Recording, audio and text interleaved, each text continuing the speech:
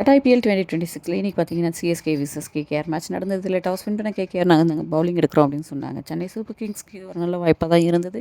ஆரம்பமே வந்து அமர்க்கலமாக இருக்க போதுன்னு நினச்சவங்களுக்கு ஏமாற்றம் தான். ஏன்னா ருத்ராஜ் வந்து ஃபெயில் ஆகிட்டார் இன்றைக்கும். சஞ்சு சாம்சன் 32 பந்தில் 48 ரன்களும், டிவால் பிரிவேஸ் வந்து 29 பந்துகளில் 41 ரன்களும், அதுக்கப்புறமா பார்த்தீங்க அப்படின்னா நம்ம ஆயுஷ் மாத்திரை வந்து 17 பந்துகளில் 38 ரன்களும் எடுத்தாங்க. 193 அப்படின்றது தான் டார்கெட். அந்த டார்கெட்டை வந்து துரத்துறாங்களா அப்படின்னு பார்க்கலாம் அப்படின்னு நினச்சவங்களுக்கு வந்து ஆரம்பமே அதிர்ச்சி தான் கேகேஆருக்கு. அடுத்தடுத்த விக்கெட்டுகள் வந்து போக ஆரம்பித்தது. சென்னை வந்து ஒரு 3 கேட்ச் விட்டாலுமே அந்த 3 கேட்ச் விட்டவங்களே அந்த 3 பேரோட கேட்ச் எடுத்தது சிறப்பாக தான் இருந்தது. இன்றைக்கி மேட்ச்சில் பெருசாக யாருமே கான்ட்ரிபியூட் பண்ணலை. ஏதோ சின்ன சின்ன ஒரு பார்ட்னர்ஷிப்ஸ் மட்டும்தான் இருந்தது.